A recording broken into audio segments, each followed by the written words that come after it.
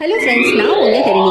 நாகர்கோவில் அப்படிங்கிறது இந்தியாவோட தென்கோடியில இருக்கக்கூடிய அழகான நகரம். இந்த ஊரை பொறுத்த வரைக்கும் தமிழும் மலையாளமும் கலந்து பேசக்கூடிய மக்கள் உள்ள அருமையான ஊரு, அழகான ஊரு, அமைதியான ஊரு, இனிமையான கிளைமேட் உள்ள ஊரு, ஜாதி மதம் பார்க்காத ஒரு ஊரு. இந்த உலகத்துல சூரியன் உதிக்கிறதும் மறைகிறதும் தெரியக்கூடிய ஒரே மாவட்டம் கன்னியாகுமரி மாவட்டம். அந்த மாவட்டத்தோட தலைநகரம் தான் நாகர்கோவில். ஒற்றுமையா அண்ணன் தம்பியா பழகுற ஒரு ஊரு. தன்மானத்திலயும் சரி, வெட்டி கௌரவத்திலையும் பந்தாவிலையும் சரி, டவுரி சிஸ்டம் கல்வின்னு பேர் போன ஊரு. சாப்பாடு தண்ணின்னு பஞ்சமே இல்லாத ஊரு. பொதுவா எல்லாருக்குமே அவங்க சொந்த ஊரு ஸ்பெஷல் தான். ஆனா நாகர்கோவில்காரங்களோட கெத்து கொஞ்சமே டிஃபரெண்டா இருக்கும். இந்த ஊருக்காரங்க வேற ஊர்லயோ இல்ல அப்ராட்லயோ போய் அடாப்ட் ஆகி வாழ கொஞ்சம் இல்ல ரொம்பவே கஷ்டப்படுவாங்க.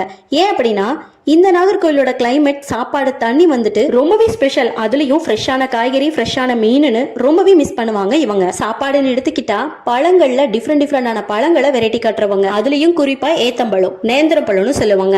ஏத்தம்பழ சிப்ஸ், கிழங்கு சிப்ஸ், ஃப்ரெஷ்ஷான மீன், அவியல் கூட்டு, ஸ்பெஷலா கருவாடு தான் இங்க ஃபேமஸ். 200 ஆண்டுகளுக்கு முன்னாடி கோட்டார்னு அழைக்கப்பட்ட இந்த ஊரு எப்படி நாகர்கோவில்னு மாறுச்சு, இதோட ஆரம்ப கால வரலாறு என்ன, நவீன கால வரலாறு என்ன, இந்த நகரம் எப்படி உருவாச்சு அப்படிங்கிறத பத்தியும், இந்த நாகர்கோவிலோட ஸ்பெஷல் என்ன, இந்த மக்களோட ஸ்பெஷல் என்ன அப்படிங்கறத பத்தி தான் இந்த வீடியோல நம்ம பார்க்க போறோம். வீடியோக்குள்ள போறதுக்கு முன்னாடி மறக்காம ஹரணி டாக் சப்ஸ்கிரைப் பண்ணி வச்சுக்கோங்க.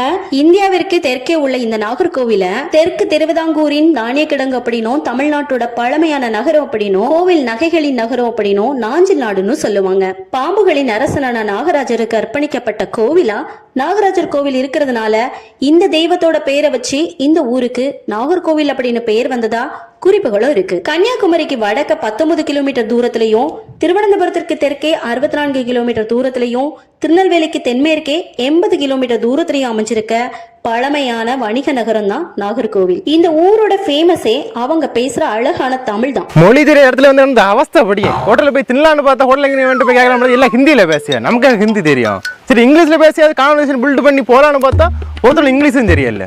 சரி, நான் இப்போ எப்படியா ஹோட்டல் போய் தின்னியாது? சரி, இங்கிலீஷ்ல யாராவது ஒருத்தன் பேசுங்களே, சொல்லிதாங்க ஹோட்டல் இப்படி போகணும்னு. பையா என்ன வரானே, any problem? English? You speak English? You know English? I know அப்பாடா, I am coming from Kanyakumari for 5-day trip. அதுக்கு அடுத்தபடியா நாகராஜர் கோவில், மணிமேடை அதாவது மணிக்கூண்டு கோபுரம், சென்ட் சேவியர் சர்ச், ஸ்பெஷலா பக்கத்திலே உள்ள கன்னியாகுமரி பீச். கோவில் அப்படிங்கிறது ராஜ்யத்தோட கடந்த காலத்தை சொல்ற ஒரு ஊரு. கோயில்கள், கோட்டைகள், குகைகள், அரண்மனைகள், ஓவியங்கள், கல்வெட்டுகள், ஆட்சியாளர்கள், அவங்களோட ஆட்சி, அரசாங்கம், அதிகாரங்களை பற்றி மிகவும் தெளிவா சொல்ற ஊரு. இது திருவிதாங்கூர் மாநிலத்தின் ஒரு பகுதியா இருந்திருக்கு.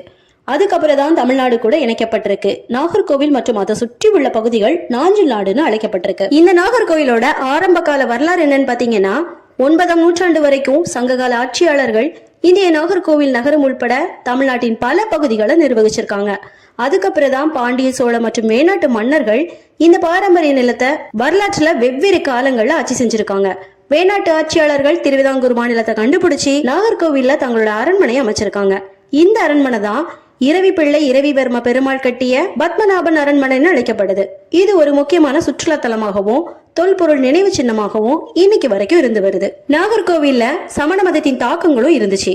அதாவது புகழ்பெற்ற நாகராஜ கோவில் ஒரு காலத்துல தமிழ் சமண கோவிலா இருந்ததா நம்பப்படுது. இந்த கோயிலோட தூண்கள்ல சமண தீர்த்தகரர்கள், மகாவீரர் மற்றும் பார்சுவநாதரின் படங்களும் செதுக்கப்பட்டிருக்கு. 6 சமண சிலைகளும் இருந்திருக்கு. அதுல 2 இன்னைக்கு கோவில்ல இருக்கு. நாகர்கோவிலோட நவீன வரலாறு என்னன்னு பாத்தீங்கன்னா, நாகர்கோவிலின் நவீன வரலாறு திருவிதாங்கூர் மாநிலத்தை சுத்தி தான் வருது. நாகர்கோவில் திருவிதாங்கூர் மாநிலத்தின் ஒரு பகுதியா இருந்திருக்கு. கோட்டார சுற்றி வளர்ந்து முக்கியத்துவம் பெற்றது. திருவிதாங்கூர் மன்னர் மார்த்தாண்டவர்மா தனது மாநிலத்தின் தலைநகரா பத்மநாபபுரத்தை தேர்ந்தெடுத்திருக்காரு. இந்த சிட்டி எப்படி உருவாச்சுதுன்னு பாத்தீங்கன்னா, திருவிதாங்கூர் அரசர்கள் மற்றும் திவான்களால் அணைகள், சாலைகள், பள்ளிகள்னு சிறந்த உள்கட்ட அமைப்புகளா உருவாக்கப்பட்டுச்சு. இதுக்கு நாகர்கோவிலை சுத்தி உள்ள நீர்ப்பாசன அணைகள் மிகச்சிறந்த எக்ஸாம்பிளா பார்க்கப்படுது. அதுக்கப்புறம் தான் திருவிதாங்கூரை ஒரு மாதிரி பூர்வீக மாநிலமா மாற்றியது அந்த அரசு. 1920 திருவிதாங்கூர் மாவட்ட நகராட்சிகள் சட்டத்தின் கீழே நாகர்கோவில் ஒரு நகராட்சி நகரமா அடையாளப்படுத்தப்பட்டிருக்கு. 1947 முதல் தர நகராட்சியாகவும், 1956 அதிகமான மக்கள் தமிழ் பேசினதுனால தமிழ்நாடு அரசு கூட சேர்க்கப்பட்டிருக்கு.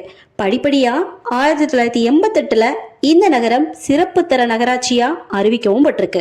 அதுக்கப்புறம் நாகர்கோவில் தமிழ்நாட்டுல தென்கோடியில இருக்கிற ஒரு துடிப்பான நகரமா மாறிச்சு. இங்க இருக்கிற பழமையான கோவில்கள், ஆன்மீகம், வரலாற்று மற்றும் கலாச்சார பாரம்பரியமும் செழிப்பா உள்ள ஊரா காட்டுச்சு. நாகராஜர் கோவில் அடுத்து சுசீந்திரம் தானுமலையான் கோவில் ரொம்பவே பிரசித்தி பெற்றது. சமணர்களால் கட்டப்பட்ட நாகராஜர் கோவில் வந்துட்டு தமிழ்நாட்டோட மிகப்பெரிய பாம்பு கோவில்கள்ல ஒன்னா பார்க்கப்பட்டது. இத நாகர்களின் கோவில்னு சொல்லுவாங்க. கொஞ்சமா மக்கள் தொகை உள்ள கன்னியாகுமரியை காட்டிலும் நாகர்கோவில் தான் பொருளாதார சிட்டியா பார்க்கப்படுது.